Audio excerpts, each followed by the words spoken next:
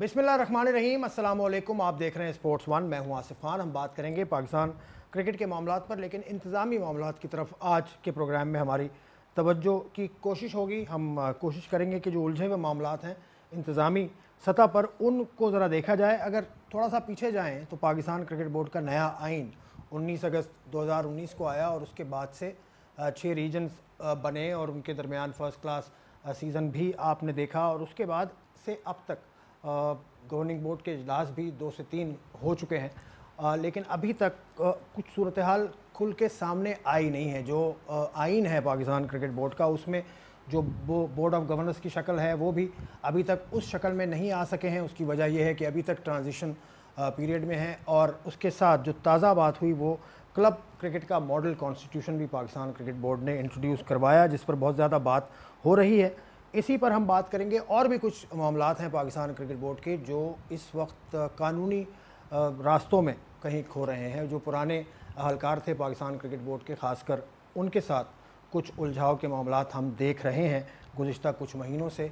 उनमें एक नुमाया शख्सियत हैं शकील शेख साहब, पाकिस्तान क्रिकेट बोर्ड के बोर्ड ऑफ गवर्नर्स के साबिक रुकन भी, क्रिकेट कमेटी के साबिक रुकन भी, उसके अलावा चेयरमैन पाकिस्तान क्रिकेट बोर्ड के साबिक, एडवाइज़र ऑन डोमेस्टिक अफेयर्स भी, उसके अलावा भी बहुत सारी पोजीशन पाकिस्तान क्रिकेट बोर्ड में इनके पास रही। इस्लामाबाद क्रिकेट एसोसिएशन के सदर भी। तो शकील शेख साहब आज के प्रोग्राम में हमारे साथ हैं, उनसे हम सारे उमूर पर बात करेंगे। अस्सलाम वालेकुम शकील साहब। अस्सलाम वालेकुम आसिफ भाई। कैसे हैं आप? खैरियत से?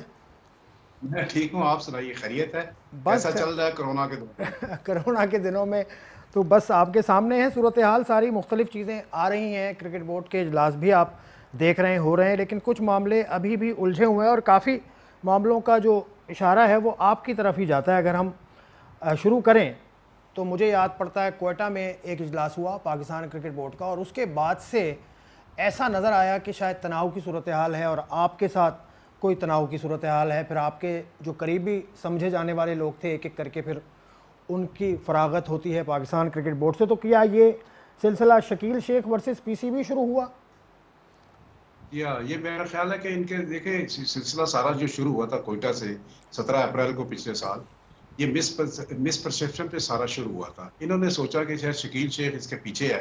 हालांकि 5 जो बोर्ड के मेंबर थे उनकी वॉइस ऑफ डिसेंट थी। वॉइस ऑफ डिसेंट कोई सोसाइटी में, जो भी हेल्दी सोसाइटी होती है, ग्रोइंग सोसाइटी होती है, इसे बुरी नहीं होती। वॉइस ऑफ डिसेंट को किल करने की जब कोशिश की गई है तो उसका फिर रिएक्शन हुआ है थोड़ा बहुत। देखिए, पाकिस्तान क्रिकेट बोर्ड जो है ये एक बड़ा अदारा है, नेशनल अदारा है। इसी ने पॉलिसी बनानी है, इसी की ज्यूरिसडिक्शन है क्रिकेट पे, और लॉ भी यही कहता है, सब कुछ इन्हीं के पास है। और इनको तो बड़ा दिल करके ना जो वॉइस ऑफ डिसेंट है उसको एक्सेप्ट करना चाहिए और फिर उसको सुनना भी चाहिए। हाँ, कोई अनरीजनेबल बात कर रहा है तो जरूर उस पर कोई एक्शन भी होना चाहिए और उसका जवाब भी आना चाहिए। मगर आप वॉइस ऑफ डिसेंट कोई जरूरी नहीं है कि वो डिस्ट्रक्टिव पर्पसेस के लिए होती है, बल्कि मेरा ख्याल है कि वॉइस ऑफ डिसेंट को थोड़ा सा आपको एक्सेप्ट करना चाहिए और उसको सुनना चाहिए। इन्होंने उस पर मेरा ख्याल है कि ओवर डूइंग की है, ओवर रिएक्शन जिसको कहते हैं, उस पर इन्होंने रिएक्ट किया है, जिस रिएक्शन की वजह से ये खुद इंटेंगल होते चले जा रहे हैं। और इंटेंगल होते होते आप इस लेवल पे पहुंच गए हैं कि क्लब की सतह पे भी वो पॉलिटिक्स को हवा दे रहे हैं या पॉलिटिक्स के सीड्स को इंट्रोड्यूस कर रहे हैं। यानी क्रिकेट का जो सबसे छोटा टियर है ग्रास रूट लेवल पे, उस पर भी ये अपना पॉलिटिक्स को इंट्रोड्यूस कर रहे हैं, विच इज अनफॉर्चुनेट।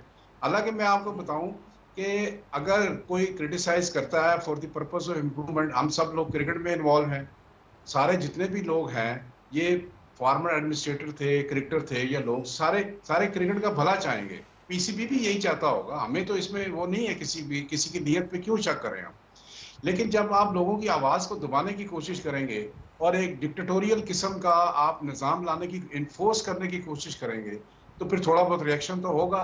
कोई इतना ज्यादा रिएक्शन नहीं हुआ, कोई वॉइस भी डिसेंडिंग इतनी ज्यादा नहीं आई, सिर्फ चंद एक मामलात में है। और अगर इसको बड़े दिल से कबूल किया जाए, लोगों को बुलाया जाए, उनको सुना जाए, तो मेरा ख्याल है चीजें बहुत बेहतर हो सकती हैं। नहीं, तो आप ये चाहते हैं कि आपके साथ मुशावरत की जाए। एक तो आपके 2 केसेस हैं अलग, वो मैं उन पर बात करूंगा, लेकिन अभी नुक्ता आपका ये है कि आपकी बात सुनी जाए आउट ऑफ कोर्ट। नहीं, हमारी बुलाने की बात नहीं है या हमारे से एंगेज होने की बात नहीं है। बहुत सारी तजावीज देखे ना, अखबारात में भी लिखी गई हैं आप लोगों के जरिए, जो ईयर्स एंड आईज हैं सोसाइटीज का, तो एंकर भी हैं सारे, इनके जरिए भी पहुंची हैं सारी। और अगर किसी टेस्ट क्रिकेटर को पुराने एडमिनिस्ट्रेटर को जो एंगेज करना चाहते हैं तो करें। मेरा पॉइंट ही ये है, इन्होंने जो अभी तक जो भी इकदाम किए हैं, जो भी कॉन्स्टिट्यूशन पीसीबी का हो, क्रिकेट एसोसिएशन का हो, सिटी का हो, क्लब का हो या डोमेस्टिक स्ट्रक्चर हो, इन्होंने स्टेक होल्डर्स को इनवाइट नहीं किया। देखें, जो स्टेक होल्डर है ना, they are the key. Cricket committee है ना शकील साहब, क्रिकेट कमेटी है ना, इकबाल कासिम साहब, वसीम अकरम, उमर गुल, उरूज मुमताज, क्रिकेट कमेटी तो है। ये बोर्ड की कमेटीज हैं। मैं स्टेक होल्डर्स की बात कर रहा हूँ, जो ग्राउंड लेवल पे सारे काम कर रहे हैं, सारे खेल रहे हैं, मैं उनकी बात कर रहा हूँ। ये तो बोर्ड की अपनी ऑफिशियल कमेटीज है ना। इनके पास बल्कि इनको चाहिए कि स्टेक होल्डर को बुला के उनकी आरा ले लें और फिर उसको फॉर्म अप कर लें, उन प्रपोजल को, जो भी प्रपोजल जिस बेस पे भी आती हैं। वो किसी से जगह जाती लड़ाई या झगड़ा तो है नहीं है, किसी से जाती इख्तलाफात हो नहीं सकते। उनके मेरे से नहीं है, मेरे उनके साथ नहीं है। मैं तो मतलब वसीम को जानता भी नहीं था। दूसरी बात यह है कि एहसान मानी से मेरे पुराने इनके साथ मेरे तल्लकात भी थे, सब कुछ था। बाकी जो बोर्ड में लोग हैं इनके साथ भी हैं और लोगों के भी हैं। देखिए, जाति झगड़ा इसमें कोई नहीं है। मैं ये कह रहा हूं कि स्टेक होल्डर को अगर आप कॉन्फिडेंस में लेते, यानी और चाहे वो एसोसिएशन के जरिए लेते, एसोसिएशन के जो ओहदेदारान हैं, आप उनकी बात कर रहे हैं, जनरल बॉडी की बात कर रहे हैं आप। सेक्रेटरी की भी बात कर रहा हूँ, एडमिनिस्ट्रेटर की भी बात कर रहा हूँ, और जो क्रिकेट से रिलेटेड कोई भी आदमी है, इसमें स्पॉन्सर भी आते हैं, इसमें डिपार्टमेंट भी आते थे, काफी लोग आते थे। इन सारे स्टेक होल्डर को आप लेते, चाहे क्रिकेट कमेटी के फोरम से ही लेते, हरज नहीं है कोई इसमें, तो मेरा ख्याल है चीजें बेहतर हो सकती थी। चलें वहाँ से शुरू करते हैं ना। फिर आपके खिलाफ एक नोटिस गया, कुछ 14 मिलियन रुपए कुछ आपने इस्तेमाल किए थे अपने, जब आप पीसीबी के साथ थे उस वक्त, तो वो क्लियर हो गया जो आपको नोटिस आया था पीसीबी का? वो नोटिस जो आया था, मैंने उसका जवाब दे दिया था। ये 14 मिलियन की डिटेल इन्होंने कभी नहीं दी थी। सिर्फ जो थोड़ी बहुत अगर इन्होंने डिटेल दी थी तो वो मेरे एडवाइजर का टेन्योर था, जो तकरीबन 10-11 महीने पे था नजम सेठी साहब के साथ। उसकी डिटेल थोड़ी बहुत थी। मैंने इनको कहा था, मैंने भी लीगली जवाब दिया था अपने लायर के जरिए कि भाई, you are not competent to ask me. जिन्होंने मुझे अपॉइंट किया है, जिस बोर्ड ने मुझे अपॉइंट किया है, मैंने उनकी सेटिस्फेक्शन के मुताबिक काम किया है, and they are satisfied, they have raised not an issue.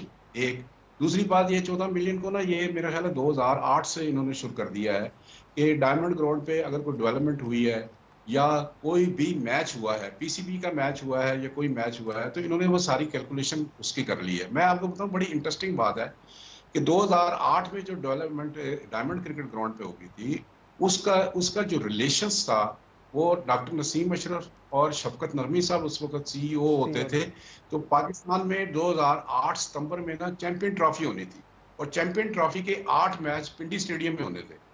तो आईसीसी ने ये कहा, इनको सिक्योरिटी, आईसीसी की सिक्योरिटी आई, उन्होंने कहा कि जी, ग्राउंड में तो, स्टेडियम में तो मैच होंगे पिंडी स्टेडियम में, लेकिन ये जो टीमें हैं सारी, ऑस्ट्रेलिया हो गया या न्यूजीलैंड हो गया या साउथ अफ्रीका, पाकिस्तान, सारी ये टीमें प्रैक्टिस कहाँ करेंगी? तो they pick up the venue, diamond cricket ground को उन्होंने पिकअप किया। उन्होंने कहा ये वेन्यू है, आप इसको स्टैंडर्डाइज थोड़ा सा कर दें। तो बोर्ड ने क्या किया था वहां पे, बोर्ड ने इमीडिएटली एक्शन लेते हुए, जो जाहिर है कि एक बहुत बड़ी चैंपियन ट्रॉफी बहुत बड़ी बात थी, आपको याद होगा, तो बोर्ड ने यहाँ पे स्प्रिंकल सिस्टम लगा दिया था, सर्विस को थोड़ा सा लेवल किया था, टॉप ड्रेसिंग वगैरह, और ये खर्चा हुआ। ये मेजर पार्ट जो है ना, वो ये वाला पार्ट है इस 14 मिलियन में। ये कोई मेरा ख्याल है 8 या 9 मिलियन तो सिर्फ यही बनते हैं। अच्छा, अब ये कोई भी क्रिकेट बोर्ड हो, अगर आईसीसी कह रही है कि प्रैक्टिस के लिए हमें एक वेन्यू चाहिए, जो उनको हर शहर में चाहिए था, लाहौर में भी चाहिए था, इस तरह उनको कराची में भी चाहिए था, इन्होंने वहां भी डेवलपमेंट की है। सिर्फ सिंगल आउट करके डायमंड क्लब को, या मुझे सिंगल आउट करके कहना कि यहाँ हुआ है, बाकी हालांकि हुआ सारों में था। उसकी वजह ये थी कि वो सारे मिनट्स मेरे पास हैं, शफकत नकवी साहब ने इशू किए हैं। उसमें तकरीबन मेरा ख्याल है उस वक्त की जो कमेटी थी, उन्होंने 29 ग्राउंड आइडेंटिफाई किए थे मुख्तलिफ जगहों पे, और चैंपियन ट्रॉफी के लिए तो खास वेन्यूज थे जिन पे नेशनल टीमें जो आ रही थी, उन्होंने वहां पे प्रैक्टिस करनी थी, प्रैक्टिस के सेशन होने थे। डायमंड भी इसमें शामिल था। अब मैंने तो वो सिलेक्ट नहीं किया था, आईसीसी की सिक्योरिटी टीम आई थी, फिर ऑस्ट्रेलियन टीम आई थी, फिर मुझे बड़ी अच्छी तरह याद है एंडी एटकिंसन भी आया था, जो पीसीबी ने अभी कंसल्टेंट रखा था यहाँ, हाल में भी आए थे वो भी आया था। आगा जाहिद, इन्होंने सारा वेन्यू करके इन्होंने कहा जी इसमें ये डेवलपमेंट होगी। बोर्ड ने वार फुटिंग पे यहाँ पे काम किया था। आपको पता है कि वो चैंपियन ट्रॉफी नहीं हो सकी थी, क्योंकि इस्लामाबाद के एक होटल में, आपको याद होगा कि बम ब्लास्ट हो गया। ये वाली ट्रॉफी फिर शिफ्ट होकर साउथ अफ्रीका चलेगी। अब इसमें देखिए, आपने एक डेवलपमेंट का काम किसी जगह पे किया है इंटरनेशनल टीम्स को कैटर करने के लिए, आपने ठेका किसी लाहौर की कंपनी को दिया है, उसने ये काम कैरी किया है, किसी ने, मैं ना कमेटी में था उसमें ठेके देने वाली में ना लेने वाली में, ना मेरे पास कोई पैसे डेबिट हुए हैं, लेकिन वो सारा का सारा मेरे, देखें ये सारा बदनीति पे है, इसमें मेला फैडी है, कुछ भी नहीं है यहाँ पे। मैंने इसका जवाब दिया था, जो इसके बाद इनकी तरफ से कोई नहीं आया। बाकी जो थे वो इन्होंने कैलकुलेट किया है कि डायमंड ग्राउंड पे इतने मैच हुए। मैच सिर्फ, अगर आप ये कहें कि 2008 से सिर्फ डायमंड ग्राउंड पे ही मैच हुए हैं तो ये तो बड़ी ज्यादती की बात है। डायमंड ग्राउंड पे भी हुए हैं पाकिस्तान के सारे ग्राउंडों पे, कराची, लाहौर, पिशावर, मुल्तान, फैसलाबाद, पिंडी, सब जगह हुए हैं। आपने दूसरों को कैलकुलेट नहीं कर रहे, आप सिंगल आउट करके टारगेट बना रहे हैं कि जी क्योंकि शकील शेख थोड़ी सी डिसेंडिंग वाइज है, मैं कहता हूँ इतनी नहीं है, लेकिन बड़ी सॉफ्ट सी है, और इन्होंने वहां पे टारगेट करके, अच्छा अगर मैच हुए हैं, चले इस पे बात कर लेते हैं, सर्विसेज दी तफसील से शकील शेख साहब बात कर लेते हैं। डायमंड ग्राउंड की जब बात आई तो इस साल फर्स्ट क्लास के हमने मैचेस नहीं देखे कि डायमंड ग्राउंड पे हुए हों, हालांकि अच्छी फैसिलिटी है, मैंने खुद भी वो देखी है। ब्रेक के बाद हम बात करेंगे कि इसकी क्या वजह है। उसके अलावा इस्लामाबाद पिंडी रीजन के कुछ कोचेस को भी फारिग किया गया, उसकी भी क्या यही वजह है कि शकील शेख साहब के साथ उनके ताल्लुकात हैं। इस ब्रेक के बाद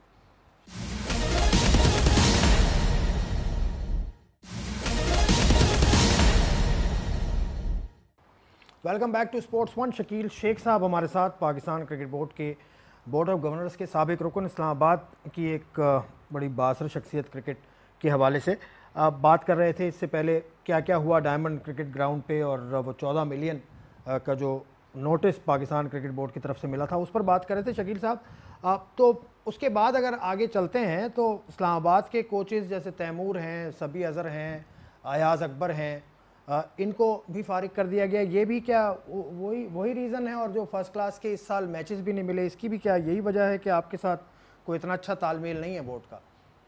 जी हाँ, इसका मुख्तसर जवाब ये है कि बिल्कुल 100% यही वजह है। ये दोनों जो थे, तैमूर आजम और सबी अजहर, ये दोनों लेवल 4 के मास्टर कोचेस थे। फिर अयाज अकबर थे, वो लेवल 3 के कोचेस थे। फिर उसके साथ एक खुर्रम मलिक था, ये पीसीबी के एडमिनिस्ट्रेशन डिपार्टमेंट में होते थे। फिर उसके बाद और दूसरे लोग, ये सारी उस सिलसिले की कड़ी है। इनका ख्याल ये है कि जब शेख साहब, तकरीबन मैं को 3 दफा ना बोर्ड ऑफ गवर्नर में रहा हूँ, 3 दफा, 3 टन्योर है, मुख्तलिफ चेयरमैन है, 5-6 चेयरमैन है इसमें शामिल। अब लोग कहते हैं जी आप कैसे रहे, देखें हर आदमी का मिजाज मुख्तलिफ सा। मेरा ख्याल है आया था जब तौकीर ज़िया साहब थे, फिर आपको पता है उसके बाद शहरयार साहब आए, फिर डॉक्टर नसीम आए, इजाज भट्ट साहब आए, ज़का अशरफ आए, और फिर उसके बाद नजम सेठी आए, शहरयार साहब आए।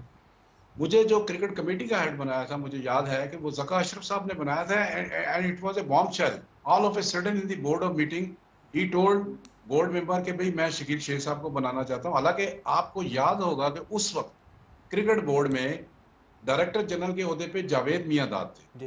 हालांकि उस वक्त और उनकी मौजूदगी में, मियां दाद की मौजूदगी में, ज़का साहब ने कहा जी क्रिकेट कमेटी के हेड। तो ये जो सारी विक्टिमाइजेशन इन लोगों की हुई है, ये मास्टर कोचेस से इनकी बेपनाह खिदमात हैं। तैमूर, सफी, अयाज अकबर, इन्होंने बेपनाह लड़के पाकिस्तान को दिए हैं, इन्होंने दिन रात मेहनत की है। ऑल ऑफ ए सडन आप पॉलिटिकल बेसिस पे आपने उनको फारग कर दिया, और कोई वजह भी नहीं है, कोई वजह नहीं थी बिल्कुल इनकी। ये बड़ी ज्यादती की बात है कि जो प्रोफेशनल लोग हैं, आप भी प्रोफेशनल हैं, मैं भी प्रोफेशनल हूँ, इनके साथ इस तरह की ट्रीटमेंट नहीं होनी चाहिए थी। इनको इनका ड्यू राइट मिलना चाहिए था। और फिर जो आपने रिप्लेसमेंट उसकी की है वो भी आपके सामने है कि हंसी मजाक है कि लेवल 1 का कोच, और किसी ने कोचिंग नहीं भी की तो वो भी टीमों के साथ लगा दिए गए थे। इसलिए मैं कहता हूँ कि ये सारा फ्लॉड। ये रीजन में कौन सा वाला रीजन में तो सारे कोचेस मतलब लेवल 2, लेवल 3 कोचेस हैं। नहीं, ऐसा नहीं है, लेवल 2 के भी हैं। आपको पता होगा सेंट्रल पंजाब का कौन है, मैं नाम नहीं लेना चाहता, बुरा लगता है, सारे हमारे दोस्त हैं। बलोचिस्तान में देख लें, आप सदरन पंजाब में देख लें, आप इनको छोटी टीमों के साथ देख लें, नादरन में देख लें, ये सारे के सारे बहुत कम हैं इनमें से जो लेवल 4 होंगे। इनमें से रहमान जो थे, जी रहमान सदरन पंजाब के साथ हैं। अच्छा ये मुझे बताइए, आपके टाइम में, आपके वक्त में भी कहा जाता था कि पूरी जो सियासत है क्रिकेट की उसको आप ही चलाते थे, चाहे कराची हो। कराची में इलेक्शन रुके रहे थे, आपको याद है 2 साल पहले एक यहाँ पे कराची में इलेक्शन ही नहीं हुआ था बड़े अरसे तक, तो उसमें भी कहा गया कि वो आपने किसी को ला के बाहर से बिठाया, तो पूरी पॉलिटिक्स को आप कंट्रोल करते थे क्रिकेट की? नहीं, मेरे पे ये इल्ज़ाम है और इसमें हकीकत कम और अफसाने ज़्यादा हैं। यानी कि आप ये फैक्ट्स कम है इसमें और फिक्शन बड़ा ज़्यादा है। मसलन कराची में देखें एक स्क्रूटनी हो रही थी, फिर वहाँ के एक ज़ोन 2 के शायद जी, साहब थे, जी, जी।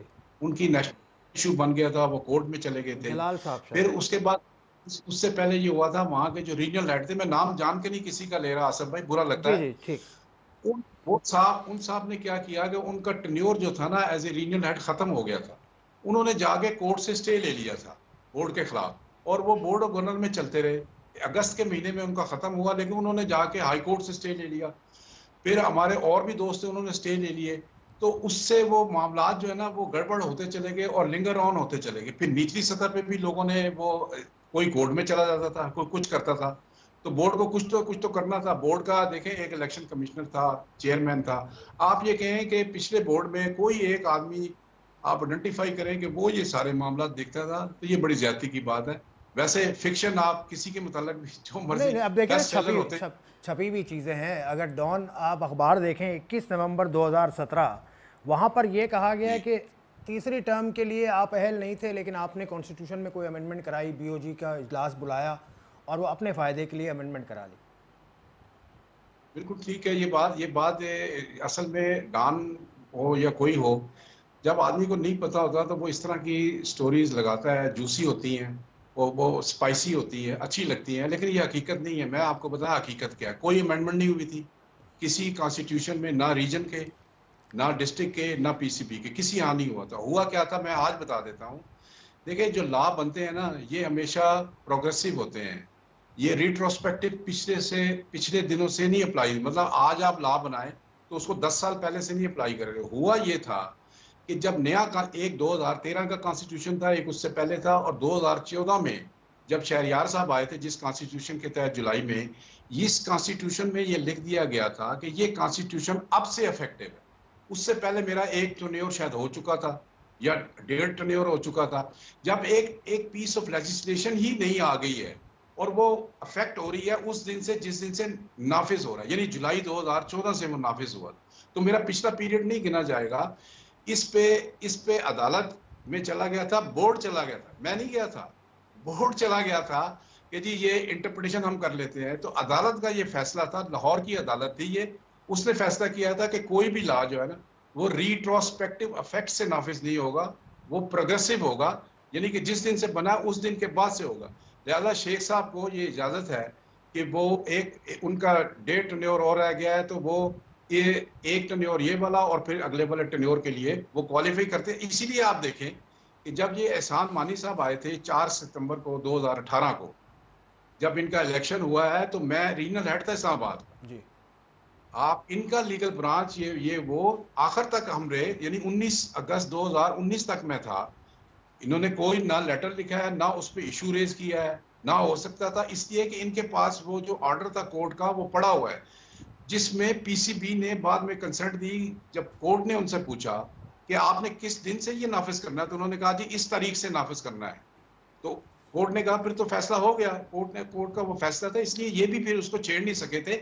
इट वाज ऑल लीगल और ये बिल्कुल कानूनी तौर पे था और बिल्कुल सही था। स्टोरियां जूसी भाई आप भी कह सकते हैं, मैंने सारी स्टोरियां लिखी हैं। आप असल में लीगल एक्सपर्ट भी हैं ना, तो आप फिर कोई ना कोई सूरत हाल कानूनी भी निकाल लेते हैं बीच में। अच्छा चले, फिर आपने जो सिलेक्शन के मामला तक नहीं छोड़े, उसमें भी आपकी इंटरफेरेंस की कहानियाँ ज़बान ज़देआम है। 2016 का वर्ल्ड कप था जूनियर का, तो उसमें बग़ैर खेले जो सीज़न होता है अंडर-19 का, वो टूर्नामेंट खेले बगैर सिलेक्शन हो गया। तो आपके साहबजादे की बात कर रहा हूँ, बासित अली। ये कहानी भी मैं आपको बताता हूँ जी। वैसे इन्फ्लुएंस तो आप करते थे ना कि नहीं? नहीं, देखें मैं इसकी स्टोरी बता देता हूँ, और आज पहली दफा बता रहा हूँ ताकि आपने भाइयों की तरह मुझे लिया है तो मैं बता देता हूँ। असल में ये हुआ था कि इंटर रीजन वो खेला था, उसने 10 खिलाड़ियों को आउट किया था।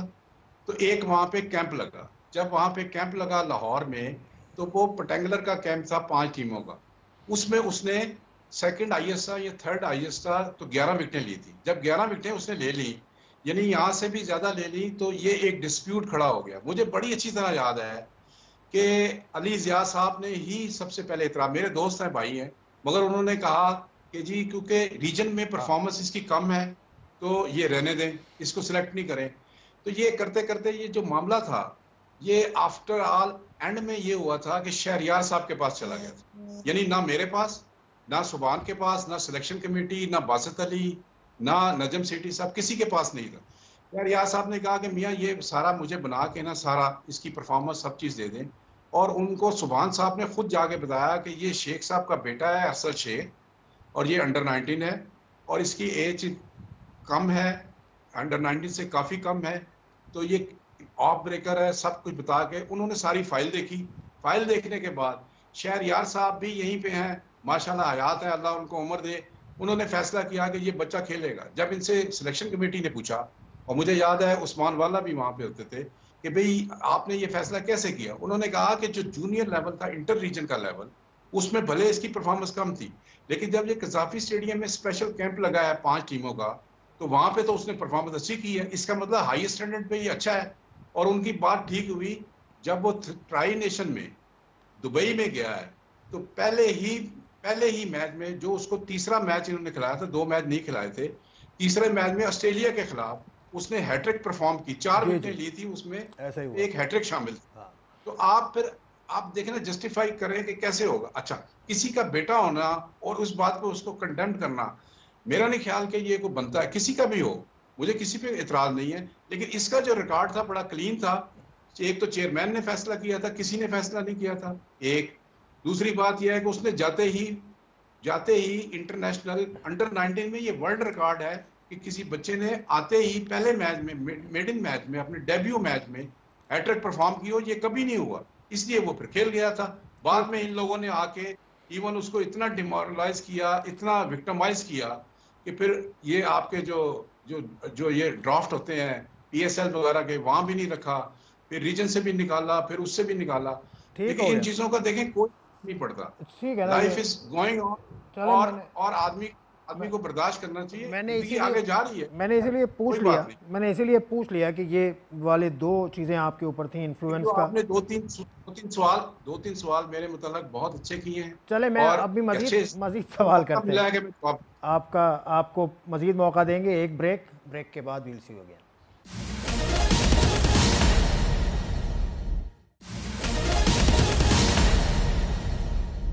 Welcome back to sports one. Shakeel Shaikh साहब हैं, काफ़ी चीज़ों पर बात हो रही है इनके दौर में। शकील शेख साहब, चीफ ऑपरेटिंग ऑफिसर इंटरेस्ट ले रहा है, चेयरमैन इंटरेस्ट ले रहा है एक लड़के की सिलेक्शन के लिए। ठीक है, टैलेंट उसमें काफ़ी होगा, और बिल्कुल जैसी परफॉर्मेंस हुई थी बिलाशुबा टैलेंट है। सुभान अहमद साहब के साथ क्या हुआ आपके ख्याल में? अचानक खामोशी से वो साइडलाइन हुए, अब तो खैर UAE के साथ हैं। आपके ख्याल में क्या हुआ उनके साथ? देखिए, सुभान साहब जो थे ना, सुभान बड़ा एक काबिल ऑफिसर है बोर्ड का, और मेरे ख्याल से वो एसेट था। 20-25 साल से वहाँ पे काम कर रहा था, और तरक्की करते हुए, काम करते हुए अपनी मेहनत से ऊपर आया था। मेरे ख्याल से उसके साथ काफ़ी ज्यादती हुई है, और उसको मौका पूरा मिलना चाहिए था। और मेरा ख्याल है उसके ताल्लुकात भी लोगों से अच्छे थे। जो शुनीद थी वो ये थी कि जी शायद कोई पहले की, आपको याद होगा कि ये मेरा ख्याल है कि ज़का अशरफ साहब के दौर के कुछ चीज़ें थी जिसकी अप्रूवल वगैरह थी, और उस पर इंक्वायरी थी। इंक्वायरी मेरा ख्याल ख़त्म हो चुकी थी, मगर शायद इनको पसंद नहीं था। मैं आपको असल बात बताऊं कि ये सारी चेंजेस क्यों आई हैं। मैं एक चटकी सी बात, मोटी मोटी बात कर देता हूँ।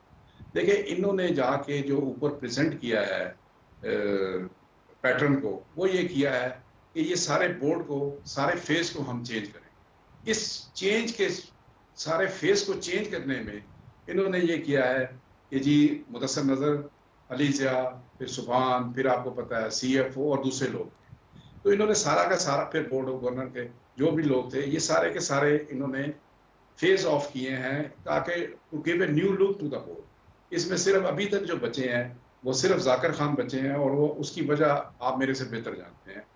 और बाकी जो सारे लोग थे इन्होंने उसको चेंज किया है।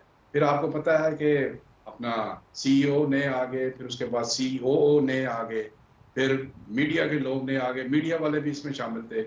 तो इन्होंने सारा, मेरा ख्याल है उन्होंने दे वांट के भाई हम फ्रेश स्टार्ट करते हैं, न्यू लुक देते हैं। उसमें फिर लीगल इंस्ट्रूमेंट भी इन्होंने बनाए, इन्होंने फिर नई अपॉइंटमेंट्स भी की, अपनी मर्जी से की हैं, और दूसरे लोगों को इन्होंने क्रिकेट की एडमिनिस्ट्रेशन से या नौकरी से। सुभान साहब का ये है कि सुभान साहब आपको पता है कि अब यूएई के साथ कंसल्टेंट हैं, और मेरा ख्याल है उनका 180 दिन का कॉन्ट्रैक्ट है, और शायद काफ़ी पैसे हैं उनके पास।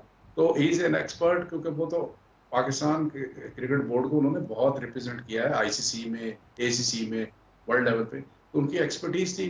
यूएई को यकीनन उससे फायदा होगा, और मेरी उनके लिए दुआएं भी हैं, दूसरे लोगों के लिए भी है। मुदस्सर साहब भी मेरा ख्याल है वो भी शायद मेरा ख्याल है कि आने में किसी जगह पे आने वाले हैं। इस तरह दूसरे लोगों सबके लिए मेरी वेल विशेस है। किसी को बेरोजगार नहीं करना चाहिए, अनएम्प्लॉयड नहीं करना चाहिए। सबके लिए है ये अच्छे लोग आपकी वसीम खान साहब के लिए भी हैं, क्यों उनके खिलाफ आपने कुछ ट्वीट्स किए, कुछ फिगर्स आपने डाल दी जो कि मुनासिब नहीं समझा पाकिस्तान क्रिकेट बोर्ड ने, और वो भी आपको एफआईए के थ्रू नोटिस आया हुआ है। जी, वो आया था नोटिस, और उसका मेरे वकील ने जवाब दे दिया था। मैं इस पे ये जो आप जितने भी अदालत में केसेस हैं, मैं इस पे ज़्यादा इसलिए बात नहीं करूँगा कि क्योंकि ये सब जुडिस है। अगर कोई एफआईए में है, उसके अलावा इन्होंने एक डेफेमेशन का केस भी किया हुआ है लाहौर की, मेरा ख्याल है अदालत सेशन जज की है या एडिशनल जज की अदालत है, वहाँ पे किया हुआ है। आप शायद वो भूल रहे होंगे। तो ये जो जितने सब जुडिस केसेस हैं, ये लायर की एडवाइस भी और मेरी अपनी भी थिंकिंग के मुताबिक उस पर तबसरा नहीं करना चाहिए। मैं इस पे जवाब देने से थोड़ा सा नो कमेंट करूँगा। नहीं, वो मुनासिब आपके ख्याल में है कि इस तरह की फिगर्स के बारे में बात की जाए कि इतने पैसे ले रहे हैं, इतने पैसे ले रहे हैं, इस पर ज़्यादा शोर करना आपके ख्याल में मुनासिब है? नहीं, मैंने कहा ना कि मैं इस पे ज़्यादा तबसरा नहीं करूँगा, क्योंकि जो चीज़ सब जुडिस है वो सब जुडिस है। आपको भी पता है उसकी सेंसिटिविटी का, और मुझे भी। अच्छा, आपके दौर में अब आजकल एक और केस भी है, हम सलीम मलिक साहब को देख रहे हैं कि वो सामने आए हैं। वो उस टाइम में 12-13 में भी ज़का अशरफ साहब से मैं एक दफ़ा बात करा था, तो बैटिंग कंसल्टेंट उनको रखने की बात हो गई थी, फिर उसके बाद फिर मना किया गया। आपको कुछ इल्म है कि क्या वजह है कि उनको उनके पे पाबंदी बरकरार है अब तक? नहीं, देखिए, मैं ये बैटिंग के जितने मामला थे ना मैंने डील किए हैं, ना मेरे परव्यू में आए हैं, और ना मेरे ज़्यादा नॉलेज में। मैं इस पे बिल्कुल किसी किस्म का, क्योंकि मेरे नॉलेज में नहीं है, मैं वैसे कोई बात कर दूँ तो बुरी लगती है। आप जनरल बात मेरे से करेंगे as a citizen of Pakistan, तो मैं ये कहूँगा कि बैटिंग इज़ ए कर्स, इसको ख़त्म होना चाहिए, और जो लोग बैटिंग इन चीज़ों में इन्वॉल्व होते हैं उनको सख्त से सख्त सजाएं देंगे। यानी आप बैक करते हैं पीसीबी को कि जैसे इकबाल मोहम्मद अली साहब उन्होंने बिल पेश भी किया है कौमी असम्बली में, बनाया है बैटिंग के ख़िलाफ़ सख्त कवानीन के हक़ में, जेल टर्म हो, जुर्माने हो, इसके आप हक़ में, जैसे श्रीलंका ने किया और बाकी मुल्कों ने किया? जी हाँ, मैं इकबाल मोहम्मद अली साहब का मैंने वो बिल पढ़ा है, क्योंकि नेशनल असम्बली में उन्होंने पेश किया है। प्राइवेट बिल है ये, और देखते हैं गवर्नमेंट इसको सपोर्ट करती है कि नहीं करती। मैं इसकी पूरी हमायत में हूँ। आपने उसमें अपने टाइम में कोशिश की थी आपने या ज़का अशरफ साहब ने, बल्कि आप तो तौक़ीर ज़िया साहब के टाइम से आप काम कर रहे हैं, किसी दौर में कोशिश नहीं हुई इस तरह का बिल बनाने की या कानून बनाने की? मेरा ख्याल है कि कामी कोशिश हुई है, मेरे नॉलेज में नहीं है। और मैंने कहा ना कि मैंने ये बैटिंग के इशू को, ना मैं किसी कमेटी में कभी आया हूँ, और ना मेरे ज़्यादा नॉलेज में आई है ज़्यादा बातें। लेकिन मेरा ख्याल है कि पहले किसी ने कोशिश नहीं की। ये एक अच्छी कोशिश है इकबाल मोहम्मद अली साहब की, कि उन्होंने ये एक अपने तही एक, मतलब है, मैं तो इसको सलूट पेश करूंगा इकबाल साहब को, कि उन्होंने कम से कम एक अच्छा काम किया है, कि इस खेल की सारी रिप्यूट ही इस बात पे है कि ये फेयर हो, जेंटलमैन गेम है, इसमें किसी किस्म की हैंकी पैंकी नहीं होनी चाहिए, बैटिंग गैम्बलिंग ये चीज़ें नहीं होनी चाहिए। इसलिए मैं तो इसको पूरी तरह इंडोर्स करता हूँ। अच्छा, अब ये बताइए, अब ये जो ताज़ा मामलात हैं, ये क्लब का कॉन्स्टिट्यूशन जो शुरू में बात हुई थी, क्लब के कॉन्स्टिट्यूशन को आपकी नज़र से गुजरा होगा, आपके ख्याल में इसमें कुछ कमी है या ये मुनासिब चीज़ है या बेहतरी होनी चाहिए? मेरे ख्याल से ये जो क्लब का कॉन्स्टिट्यूशन आया है, पहले तो इससे पहले आपको पता है कि क्रिकेट एसोसिएशन के आए थे, उससे पहले सिटी के आए थे, और उसके बाद अब ये आखिरी मेरा ख्याल है ग्रास रूट लेवल की है, सबसे बॉटम पे है, यूनिट है। क्लब का कॉन्स्टिट्यूशन आया। मेरा ख्याल है this is recipe for disaster. देखिए, इस मुल्क में इंफ्रास्ट्रक्चर नहीं है। मैं इंफ्रास्ट्रक्चर कमेटी का भी हेड रहा हूँ, क्रिकेट कमेटी का भी, डोमेस्टिक कमेटी का भी, मैंने ही सारे ये प्रोग्राम बनाए थे। और उस वक्त मुझे याद है कि हमने 29 ग्राउंड मार्क किए थे ग्रेड 1 के लिए और ग्रेड 2 के लिए। पूरे मुल्क से सिर्फ 29 ग्राउंड मार्क हुए थे। ये सारा रिकॉर्ड का हिस्सा है बोर्ड की। जिस मुल्क में 29 ग्राउंड और 29 में ये भी शामिल थे कि आपका कजाफी स्टेडियम, नेशनल स्टेडियम, पिंडी, फैसलाबाद, ज़ाहिर है यहाँ इन ऐसी जगहों पे क्लब नहीं खेलते, ना क्लब को इजाज़त होती है। तो आप अंदाज़ा कर लें कि कितने ग्राउंड होंगे। यहाँ पे तो ये हालत थी कि जब फजल महमूद का हमने टूर्नामेंट कराया था तो डिस्ट्रिक्ट के अपने मैच कराने के लिए अपनी जगहों पे ग्राउंड नहीं थे, लोग पाइपों कंक्रीट पाइप से बास का विकटें बना।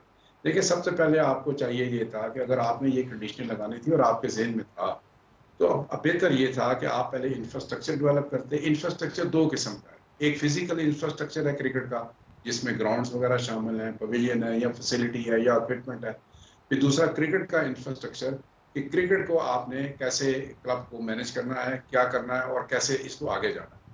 आपने एकदम से ये बॉम्बशेल समझने गिरा दिया है, या आप ये समझ लें कि क्योंकि ये मेरे ख्याल में रेसिपी फॉर डिजास्टर है, टोटल डिजास्टर है, इसमें बहुत कम क्लब आएंगे। मसलन मैं आपको ये बताऊं कि जनरल बॉडी में सिर्फ वो क्लब आएंगे जो फुल मेंबर हो।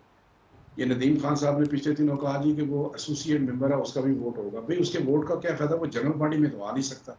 जनरल बॉडी जो है सिटी की जनरल बॉडी में सिर्फ फुल मेंबर क्लब है, वो आएंगे। अब अगर फुल मेंबर क्लब किसी डिस्ट्रिक्ट में बनता ही नहीं है, फर्ज करो कि है ही कोई नहीं, किसी के पास भी ग्राउंड नहीं है, तो वो इनकी जो सिटी क्रिकेट एसोसिएशन की जनरल बॉडी है वो भी सारी की सारी डिफेक्टिव हो जाएगी। इन्होंने देखे जिन्होंने बनाया है, आपने किसी का नाम लिया है 4-5, इन्होंने कभी ग्राउंड पे जाके ना क्लब की प्रॉब्लम सुनी है, ना देखी है, ना इन्होंने बाहर से किसी जगह से पकड़ लिया है, कहीं से कोई क्लास कहीं से ले लिया है, कोई कहीं, और उसको इम्प्लीमेंट करने की कोशिश की है। ग्राउंड रियलिटी से ये बड़ी दूर है, पाकिस्तानी कल्चर से दूर है। लेकिन अगर आप ये करना चाहते हैं तो आपको 3-4 साल में ये सारा जो मैं कह रहा हूँ इंफ्रास्ट्रक्चर, लोगों की अवेयरनेस, चीज़ें, और उसके बाद अगर आप करते तो बेहतर। पीसीपी ने तो ये किया है जब से ये एहसान मानी साहब आए हैं, आप देख लेंगे इंफ्रास्ट्रक्चर पे, जो ग्राउंड पे इंफ्रास्ट्रक्चर है, मैं बड़े स्टेडियम की बात नहीं कर रहा, जो ग्राउंड पे इंफ्रास्ट्रक्चर है क्लब का डिस्ट्रिक्ट लेवल पे या क्लब लेवल पे, इन्होंने तो वहाँ पे पैसा क्या लगाना था, वहाँ से गरीब मुलाजमीन को भी विड्रा कर लिया, उनकी नौकरियां भी चली गई।